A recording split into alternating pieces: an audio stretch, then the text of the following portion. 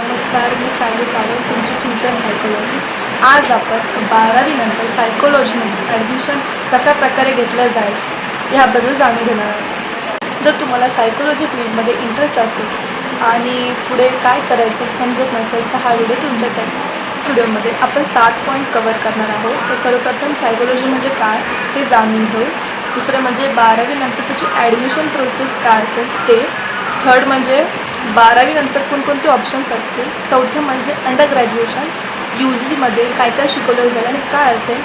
पाचवं म्हणजे PGमध्ये काय असेल आणि त्याची पुढे कोणकोणते फील्ड्स असतील. सहावं म्हणजे सायकोलॉजी फील्डमध्ये स्कोप आणि सातवं म्हणजे इंटर्नशिप आणि प्रॅक्टिकल एक्सपोजर. हे 7 पॉईंट कव्हर करणार आहोत. तर सर्वप्रथम सायकोलॉजी म्हणजे काय. तर सायकोलॉजी ही एक नॉन मेडिकल बॅकग्राऊंड फील्ड आहे, क्लीन फील्ड आहे, ज्यामध्ये आपण मानवाच्या मनांचा, विचारांचा, भावनांचा आणि वर्तनाचा अभ्यास करतो. मला लोकांना समजून घ्यायला, त्यांचे इमोशन्स जाणून घ्यायला, मेंटल हेल्थ फील्डमध्ये इंटरेस्ट असेल तर सायकोलॉजी हा खूप बेस्ट ऑप्शन आहे तुमच्यासाठी.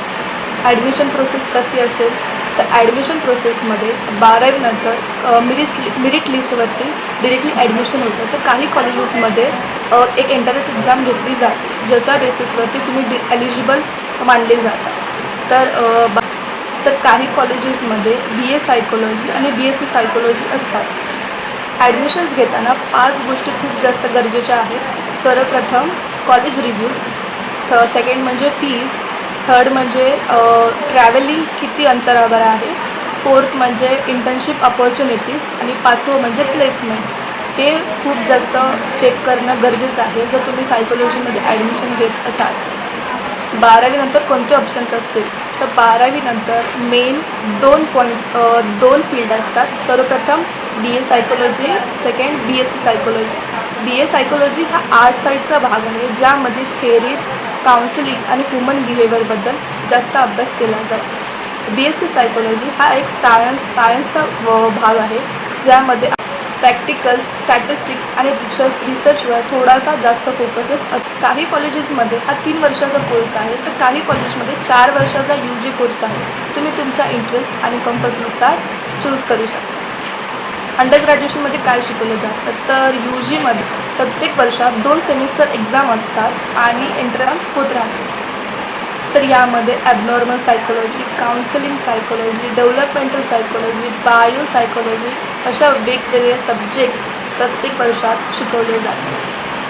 PG मास्टर्समध्ये काय असतं आणि काय शिकवलं जातं तर PG पण 2 फील्डमध्ये डिवाईड आहेत. एक MA सायकोलॉजी, दुसरा म्हणजे MSc सायकोलॉजी. MA सायकोलॉजी हा आर्ट्सचा भाग आहे, MSc सायकोलॉजी हा सायन्सचा भाग आहे, ज्यामध्ये तुम्ही counselling psychology, clinical psychology, industrial psychology ह्याच्याबद्दल स्पेशलाइज होऊ शकता. सायकोलॉजी फील्डमध्ये स्कोप आहे का तर हो, सायकोलॉजी फील्डमध्ये खूप जास्त स्कोप आहे.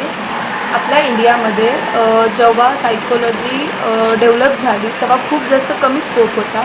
पण 2025पासून सायकोलॉजी कोर्सला खूप जास्त डिमांड सुरू आहे आणि ॲडमिशन्स पण खूप जास्त वाढत चालले आहेत.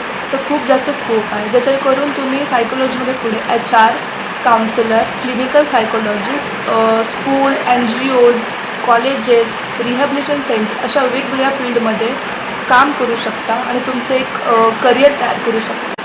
इंटर्नशिप आणि प्रॅक्टिकल सायकोलॉजीमध्ये इंटर्नशिप आणि प्रॅक्टिकल एक्सपोजर हे खूप जास्त महत्त्वाचे आहे.